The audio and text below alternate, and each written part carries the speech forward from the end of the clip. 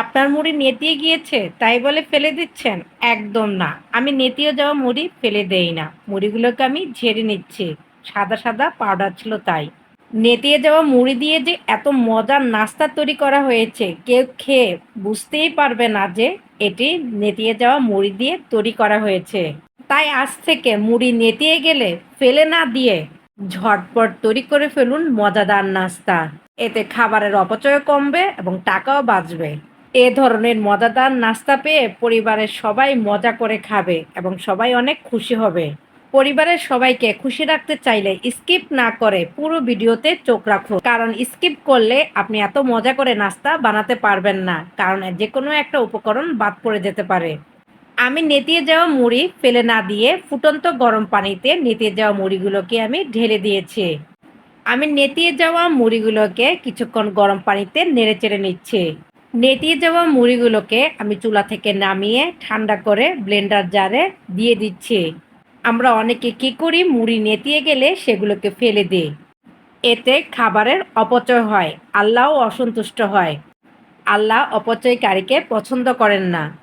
মুড়ি নেতিয়ে গেলে সে মুড়িকে আমরা ফেলে না দিয়ে এ ধরনের মজার মজার নাস্তা বানিয়ে ফেলতে পারি ঝটপট।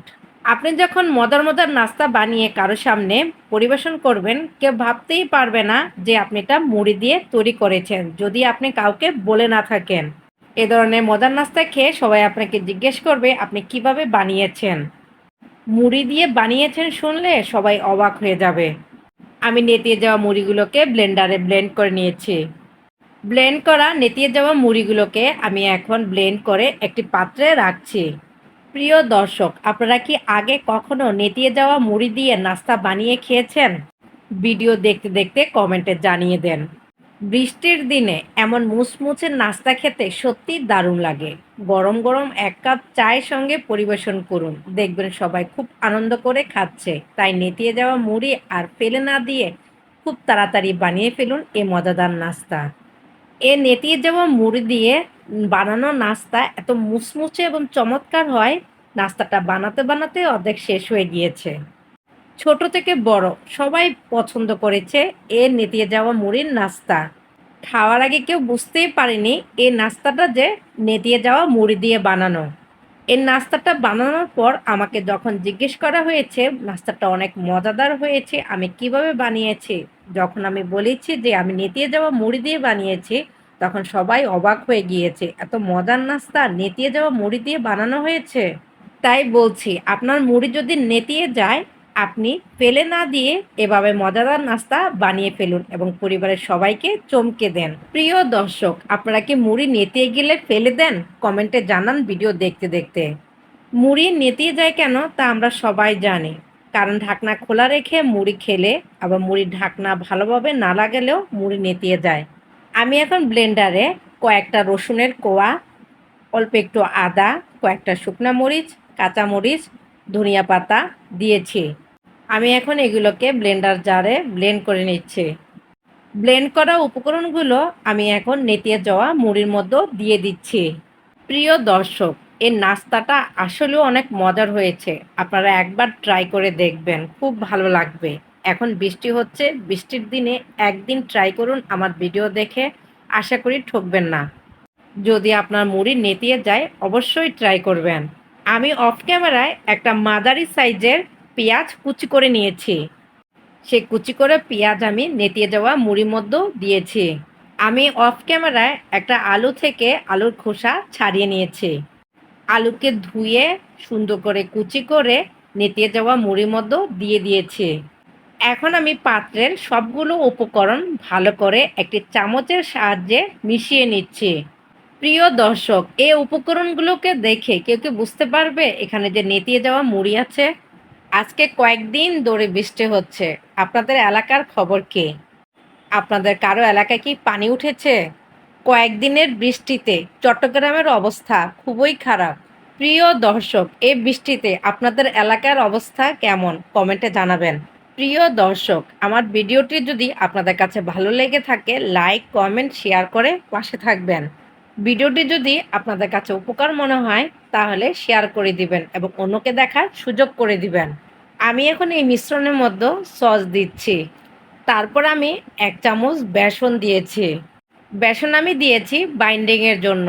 আপনারা ইচ্ছে করলে বেসনের পরিবর্তে চালের গুঁড়াও দিতে পারেন, আটা, ময়দা দিতে পারেন। কিন্তু সবচেয়ে ভালো হবে বেসন বা চালের গুঁড়া দিলে। বেসন বা চালের গুঁড়া দিলে নাস্তাটা খুব মুচমুচে হবে। আমি নাস্তায় কোনো ডিম ব্যবহার করব না। আমি এখন চুলায় কড়াই বসিয়েছি। এর ভিতর তেল দিয়েছি। তেলটা যখন গরম হবে, আমি গোল গোল শেপে তেলের মধ্যে ছেড়ে দেব। আপনারাও আপনাদের পছন্দ মতো শেপে তেলের মধ্যে ছাড়তে পারেন। এই নাস্তাগুলো বেশি আঁচে ভাজা যাবে না। উপর দিয়ে ভাজা হয়ে গেলেও ভিতর দিয়ে কাঁচা থাকবে। তাই নাস্তাগুলো মাঝারি আঁচে ভাজতে হবে। মাঝারি আঁচে ভাজলে উপর দিয়ে অনেক ক্রিস্পি হবে এবং ভিতর দিয়ে নরম জুসি হবে। খেতে দারুণ লাগবে। প্রিয় দর্শক, আপনাদের জন্য একটা কুইজ আছে। কুইজটা হলো, আমি এই নাস্তা বানানোর উপকরণের মধ্যে কি কোনো লবণ দিয়েছি? ঝটপট কমেন্টে জানিয়ে দেন ভিডিও দেখতে দেখতে। কুইজের উত্তর দিতে পারলে আমি পরের ভিডিওতে আপনাদের নাম জানিয়ে দেব। ভাজা পোড়া খাবার শরীরের জন্য খুবই ক্ষতিকর। তবুও ছোট বড় আমরা সবাই ভাজা পোড়া খাবার খুব পছন্দ করি। কয়েকদিনের বৃষ্টি যেন প্রকৃতির শান্তি।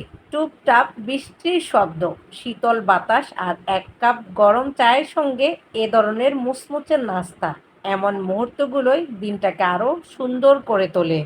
সবাই নিরাপদে থাকুন আর বর্ষার এই সুন্দর আবহাওয়া উপভোগ করুন। প্রিয় দর্শক, বর্ষাকাল আপনাদের কাছে কেমন লাগে? আমার তো বৃষ্টির টুপটাপ শব্দ, শীতল বাতাস আর ১ কাপ গরম চায়ের সঙ্গে মুচমুচে নাস্তা সব মিলিয়ে দারুণ লাগে। আপনাদের কি বর্ষাকাল ভালো লাগে? কমেন্টে জানাতে ভুলবেন না। আমার এমন সহজ, মজাদার ও অপচয় রোধের রেসিপি পেতে এখনই আমার চ্যানেলটি সাবস্ক্রাইব করুন এবং ফেসবুক পেজটি ফলো করুন। আশা করি আমার রেসিপিটি আপনাদের খুব ভালো লেগেছে।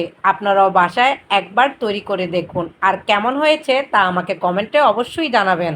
এই নাস্তাগুলো যখন এক পাশ ভালোভাবে হয়ে যাবে, তখন আমি আরেক পাশ উল্টিয়ে দেব। এক পাশ ভালোভাবে না হলে নাস্তাগুলো উল্টানো যাবে না, কারণ উল্টাতে গেলে নাস্তাগুলো ভেঙে যাবে। তাই নাস্তাগুলোর এক পাশ যখন একদম ভালোভাবে ভাজা হবে তখন উল্টাতে হবে।